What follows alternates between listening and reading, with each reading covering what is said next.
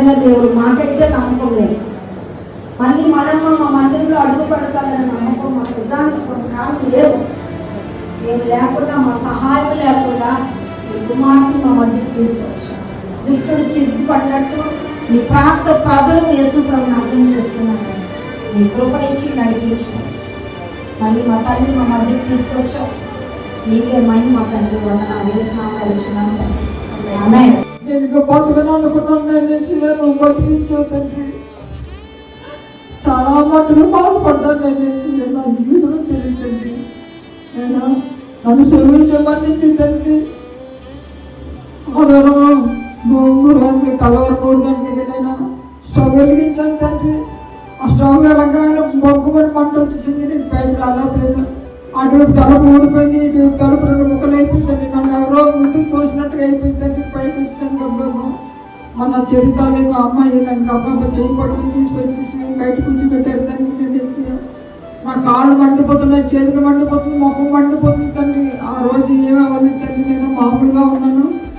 ఆ రాత్రి తెల్లవారు గంటల దుర్గకి ఫోన్ చేస్తే దుర్గ వచ్చాడు తండ్రి. కొంచెం గ్యాస్ అది చేసే సకలన్నీ పెట్టారు తండ్రి. తెల్లవారుసరికైనా పొక్కులు వచ్చాయి తండ్రి. మొహం అంతా పొక్కులు వచ్చాయి, కాళ్ళు చేతులు పొక్కులు వచ్చాయి తండ్రి. గాయాలు తగ్గిందండి. మరి నైనా ఏసీ పాస్టర్ ఎంతో సాయం చేశారు తండ్రి. ఈ పొందున్నాం తండ్రి. సంఘస్థలందరూ ఎంతో సాయం చేశారు తండ్రి. దేవుడికి మహిమించండి. దుర్గా నా కోసం బెగిరిపోయాడు తండ్రి. నేను వేసి అమ్మ నువ్వు దేవుడి దగ్గర సాహసం చెప్పమ్మా, నేను నమ్ముకుంటానమ్మా, నేను కలిసిపోతానమ్మా అన్నాడు తండ్రి. ఇప్పుడు నోటంటే రాలేని మాట అన్నాడు తండ్రి. ఏసీఆ నీ సూత్రంనైనా ఇప్పటికి నైనా ఈ మురుగులు నొప్పులు వస్తున్నాయి, కాళ్ళు నొప్పులు వస్తున్నాయి. నేను నల్లపోతున్నాను. పోయిన వారం రావాల్సింది రాలేకపోయినా నన్ను తీసుకున్నాను. ఎవరు లేరండి ఉండిపోయినా. ఈ వారం ఎలాగ నా మనసులో తోసిద్దానని ఎలాగైనా పడిపోయినా వెళ్తాను, బాగోపోయినా వెళ్తానని నేను మనసులో అనుకున్నాను. నేను దేవాయితో తండ్రి నన్ను బతికించి తీసుకొచ్చావు నైనా నీకు అన్నారు. నేను ఆడుకుంటాము తండ్రి. 10 ఒక నోటంటా కూడా తండ్రి నేను నీ దేవుడి నుండి కాపాడని చెప్పాడు తండ్రి. ఎంత కాపాడవు అనేసి మా ప్రాణం ఉంచోతండి. సంఘం ఉంచోతండి. నేను సంఘం బాగుంది నైనా వేసిన దేవాన్ని కొన్నాడు తండ్రి. తండ్రి దేవుడు అందుకున్నాడు. ప్రేమ తండ్రి నేను తిండి మానేసాను తండ్రి. మిగిలిపోయిందండి.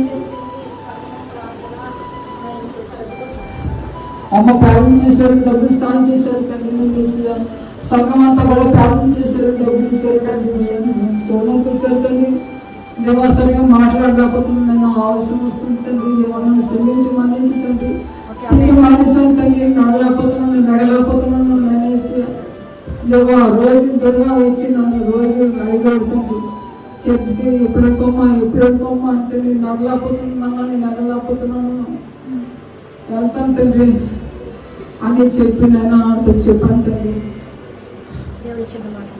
దేవుడు చేసిన చిన్న మాట దీవించింది కదా. ఈరోజు ఇక్కడ ఉన్న ఆమె పేరు మనమ్మ గారు. నా చర్చిలో మేము చర్చ్ పెట్టి ఇప్పుడు 18 సంవత్సరాలు అయింది. 18 సంవత్సరాల నుంచి మొదటి నుంచి అమ్మ మాతో ఉన్నారు. ఆమె నేనే గైడ్ చేస్తాం, అన్ని రకాలుగా మేము చూసుకుంటాం. క్షణంగా 4 months బ్యాక్ ఏమైందంటే తనకి తెల్లవారు 3 గంటలకి తను టీ తాగేసి పనికి వెళ్తారు. అలాంటప్పుడు చిన్న గ్యాస్ స్టవ్ పేలిపోయింది. ఇంట్లో ఆ మొక్కలే ఉంటారు, ఎవరు ఉండరు. ఆ తెల్లవారు 3 గంటలకు అలాంటి ప్రమాదం అప్పుడు ఆ తలుపులు అన్నీ కాలిపోయిన అమ్మ బయటకు వచ్చారు. ఇప్పటికి తను ఏం తెలియలేదు. కానీ 2వ రోజుకి మొత్తం బాడీ మొత్తం చేతులు కాళ్ళు మొత్తం కాలిపోయింది. ఇప్పుడు 4 నెలలైంది. హాస్పిటల్కి అయితే వెళ్ళలేదు.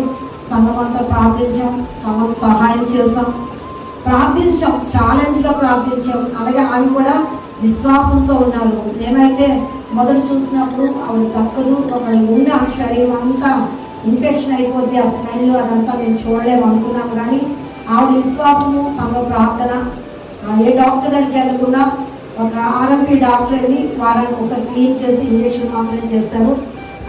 ఈరోజు మళ్ళీ మా మధ్యకి సజీవ లెక్కల్లో మా మధ్యకి తీసుకొచ్చి మా మధ్యన ఉంచారు. దేవుడికి ఏమిచ్చి కూడా మేము రుణం తీర్చుకోలేము. ఇలాగ అనేకమని మేము చెప్పగలము. దేవుడి ఇచ్చిన సాక్ష్యాన్ని దీవించండి.